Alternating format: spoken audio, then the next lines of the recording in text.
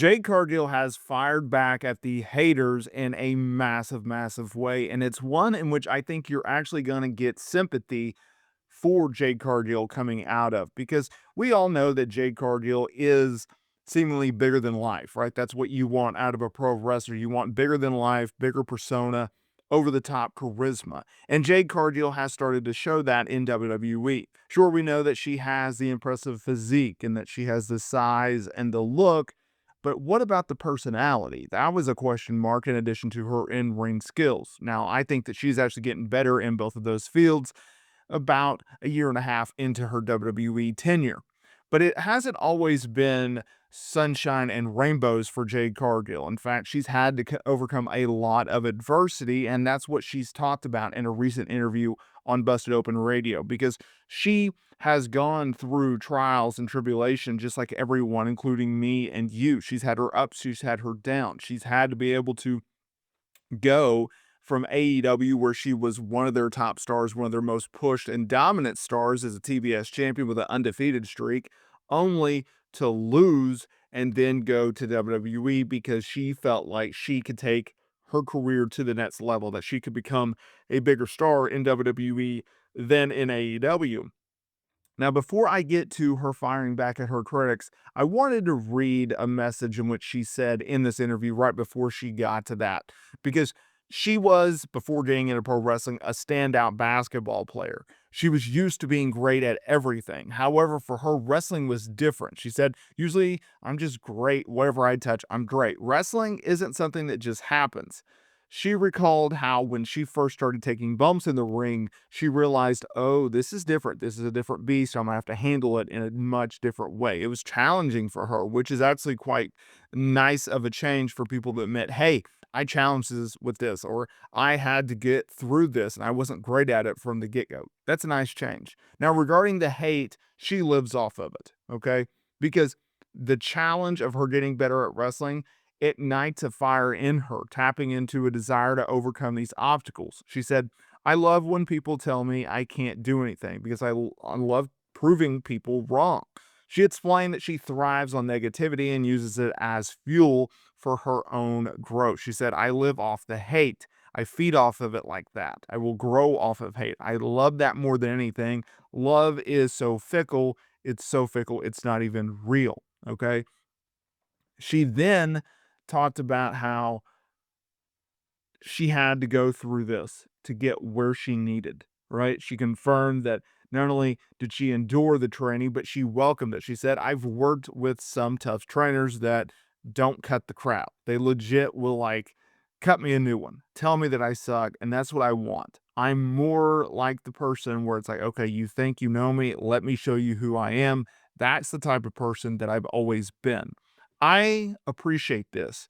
I sincerely appreciate the fact that Jade Cargill, as often as she is, that she's talking about, hey, I'm not great at everything, right? It takes time. And I think in a lot of ways within today's sphere where everything's on social media and we're only showing people what we want them to see, we're only showing them the best, we're only showing them exactly what we can do. And if we have a shortcoming, or if we have a bad day, or if we have a bad moment, or we're during a bad time, well, you're not going to see that, right? You're never going to see a couple talk about their bad times on social media. They're only going to show their good times, right? Or the vacations, but they're not going to show you the 80 hours that they put in at the job and missed all family time.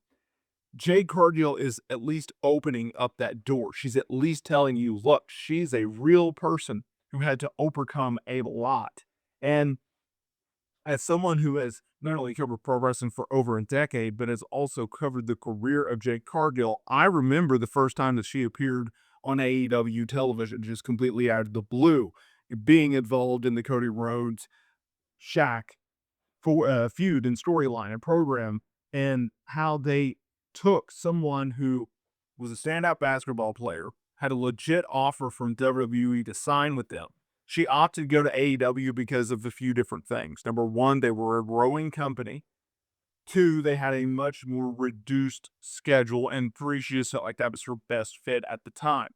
And so she went to AEW and she was a big star there. And just like WWE has done, AEW protected her in a very, very good way.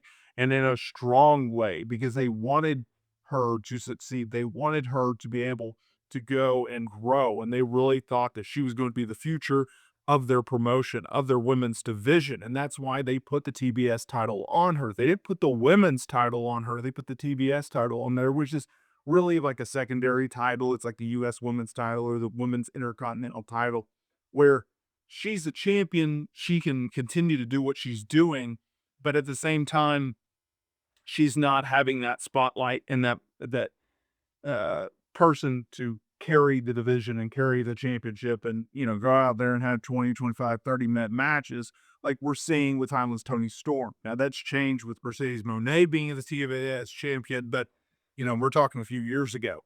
With Jade, the only issue that I had with her and her booking in AEW is something which WWE has course corrected. Um, and it was the fact that she was just doing short matches all the time. I heard Dave Batista talk about his criticism of Jim Cornette when he was down in OVW, talking about how he was there and all he would do is squash matches and he wasn't learning in-ring psychology, wasn't learning how to sell and move the crowd and get them where they needed to go. And Jade Cargill kind of found herself in that pattern and in that path where it's like, okay, she's doing the exact same match over and over and over. She comes out there, she squashes someone within 2 minutes and leaves. And while that's good to establish someone, it also has a very, very short shelf life. And if you're not an established talent, you're not really learning a lot by doing that type of match because you need to go out there and you need to learn how to sell and you need to learn how to move people and you know how to do this and that and get people going when they're maybe not buying into what you're selling, right? Just because you plan something out of the backstage area and you're confident that your game plan will work doesn't mean that it actually will. You need to be able to pivot and move and change direction on a dime of, a drop of a dime. And if you're not able to do that, if you don't have the experience to do that, then you can't do that. And I think that's one of the things that Jade Cargill had to overcome in her career. She had to overcome those shortcomings. And that's not to say that if she had signed with WWE initially, never gone to AEW, that wouldn't have happened as well. That WWE just wouldn't have pushed her as a dominant star, but and like a monstrous squash match type star. Once again, it's good to establish someone as that, but you can only do it for so long because what happens is like you go back to the early days of NXT, Baron Corbin. Well, why did he get over? He got over because he would come out there and he would hit his finisher within like 15 seconds. Okay. Maybe even 10 seconds sometimes. Well, that is a nice pop. It has a short shelf life and people just get tired of it. And at the end of that, people were not even caring about his entrance. They didn't really care about his match. All they were doing was waiting to see when and how he would hit his finisher because he could hit it at it nowhere. Jay Cargill kind of got that, where she was kind of an afterthought in AEW for a while because, oh, here's a Jay Cargill squash match. No big deal, right? Like there wasn't a lot to it. There wasn't a lot of meat on the bone. In WWE, when they brought in Jade, they said, no, no, no, no. We're going to change things completely. We're going to bring you in. We're going to do the exact opposite of what you did in AEW here.